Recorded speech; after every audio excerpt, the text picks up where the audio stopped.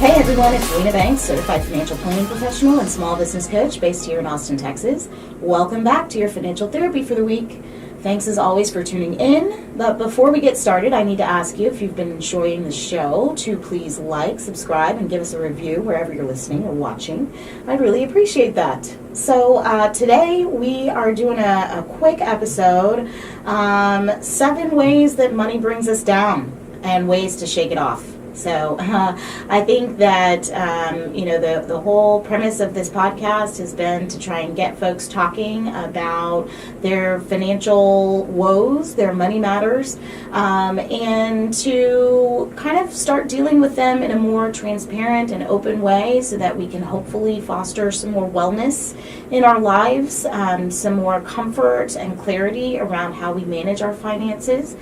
And so, part of the research in doing this show was, how do people deal with money? How does it affect us?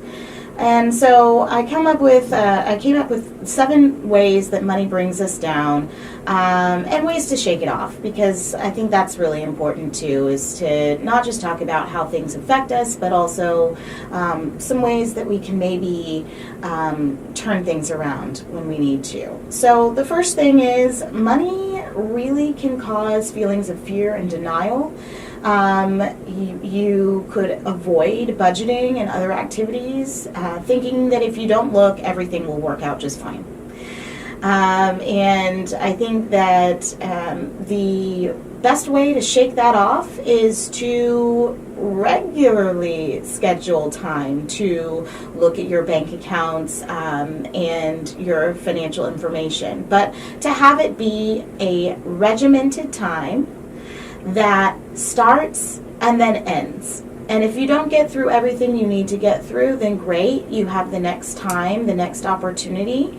But I think what's really important is to have eyes on it on a regular basis, not necessarily to try and dig in super deep to things, because I think that is why a lot of that fear and denial comes up. We are just really uninterested in getting to the depth of those financial details. So just take that off of your plate and instead just schedule some intentional time. I would say no more than 30 minutes every week, every couple of weeks, if you can tolerate that. And just take a look at all of your accounts, all of your financial information, and just check in to see what's going on. All right. The second way money can bring us down is it makes us feel like it's a constant depletion. It's a constant draining. There's constant obligation. You're seeing money constantly go out, or you're living paycheck to paycheck, and you're not really seeing that there is a actual resource there available for you. It's all going out the door. I think that the best way to manage this is to have set times, again, for when you pay your bills. That way, all the money and all of the kind of spending on the obligation type stuff is happening at one time, or you're noticing it at one time, and then the rest of the time is fun spending, is spending on things that you like and that you care about. So, for instance, every time that you get your paycheck, if you go ahead and pay all of your bills at that point, or have everything on auto pay at that point, and then have a set amount, hopefully, that you can spend that's discretionary spending for the rest of the pay period, that helps corral those negative feelings of just being drained to at least one space. It helps put them in one perspective, and then you can move on, as I said, to spending for fun, hopefully. The third way that money can bring us down is through helplessness and guilt. You have to spend on consumables rather than investing in things, and We'll do an episode about spending versus investing, because I think a lot of people have real anxiety around spending money. But if you reframe that spending as an investment, it does become a lot different in your mind. Now, if you're spending on something that's consumable or something that you don't see, the classic, oh, I bought a new roof, how exciting, or something like that, that helpless feeling can really get to you, because you just don't feel as if you have the ownership over those financial decisions, or you don't see that there's a path to celebrating that success when you make a purchase. So one of the ways that I think we can kind of counteract this feeling of helplessness or even guilt about spending on things that are not really bringing you joy is to celebrate when you do spend on things that bring you joy, and to make a plan with your partner or with your folks that you are financially obligated to, like your kids or your family members or your friends, to spend on something that you are all really excited and encouraged to spend about. That excitement about spending on something that is a planned goal helps eliminate some of that helplessness that happens when you're spending on things that are not as exciting. Or that are emergencies. So the number four way that money can bring us down is through confusion or shame about lack of knowledge or lack of understanding about our money. So no one wants to discuss something that they're not really clear on. So that it can really cause a lot of confusion and a lot of just feelings of uncertainty around what you're doing or why you're doing it. You feel like you don't want to have the conversation about something that you either don't understand or you don't feel you have enough of.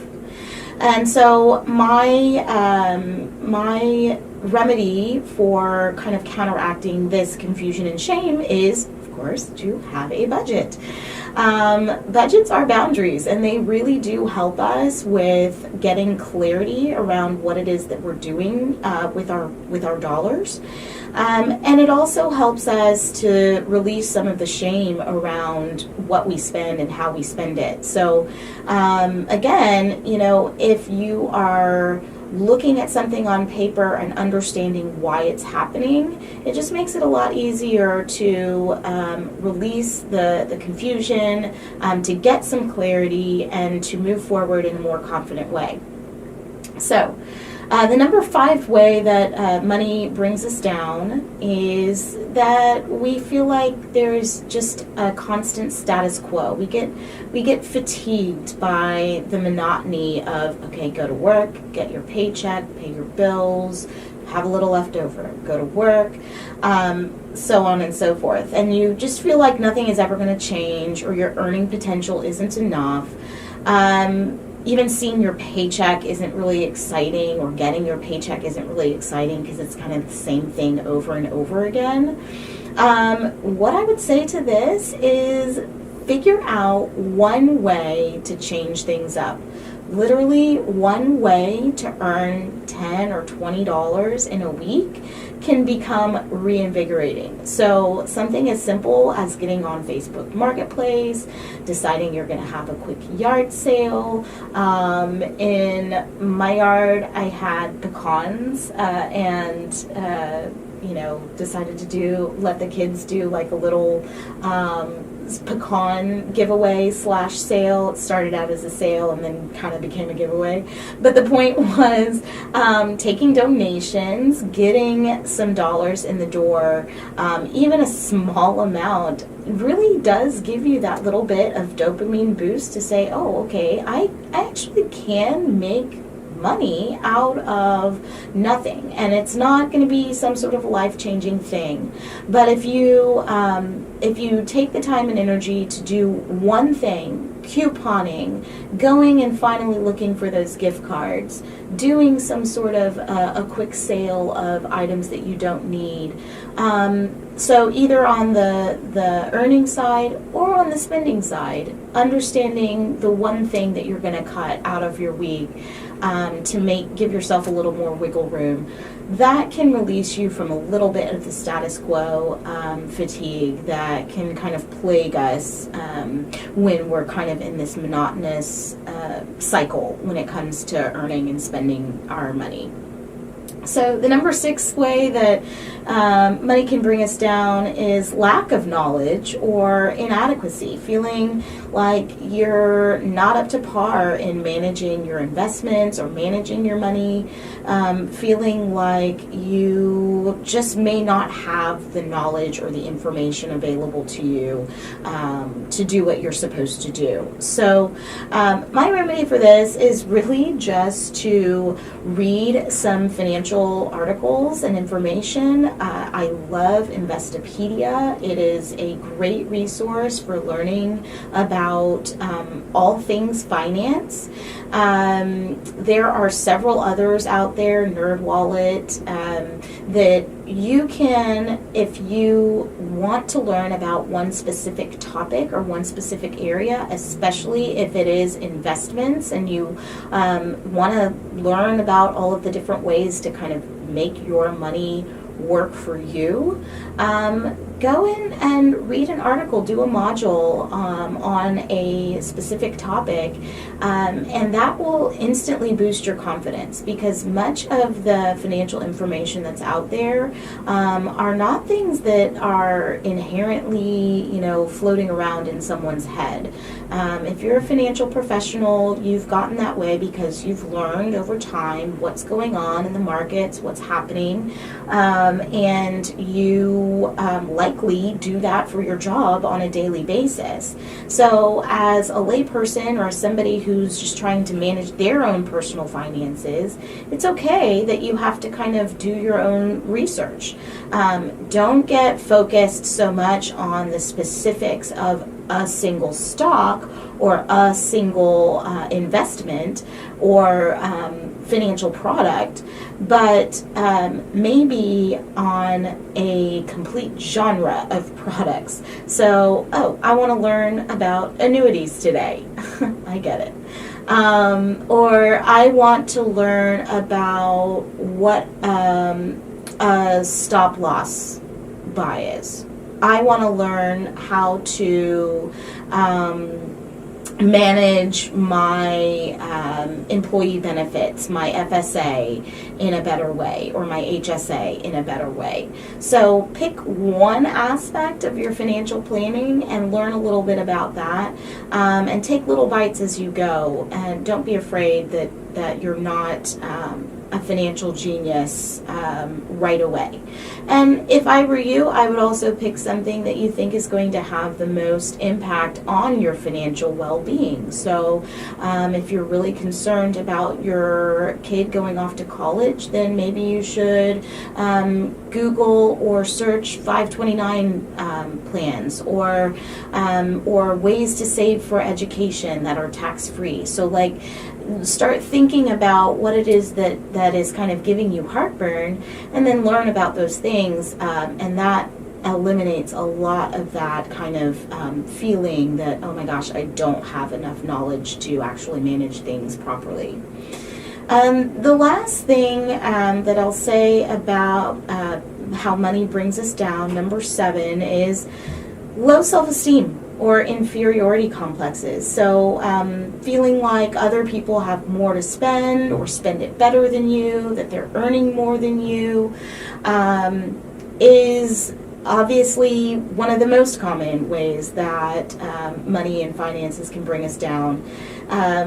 People look at social media and see all of these fun things happening, and they don't understand how those things get paid for, if they're getting paid for, and that can really bring us down and make us feel, as I said, just low, as if we are inferior, not really meeting the mark.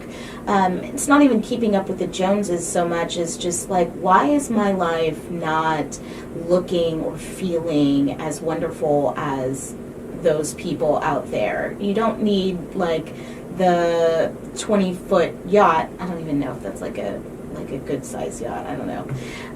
But you'd like to go for a party on the boat every now and then, and you just don't know why those things are not happening for you, and everything points back to your finances and your economic situation. And so I think a way to shake ourselves out of that rut, well, first is probably to look less at social media and compare ourselves less to our peers, but also a very practical way to kind of get a handle on where you're actually at is by calculating your net worth. So what do you actually have in assets, and what do you actually have in obligations? Because a lot of times we're doing a lot better than we think we are.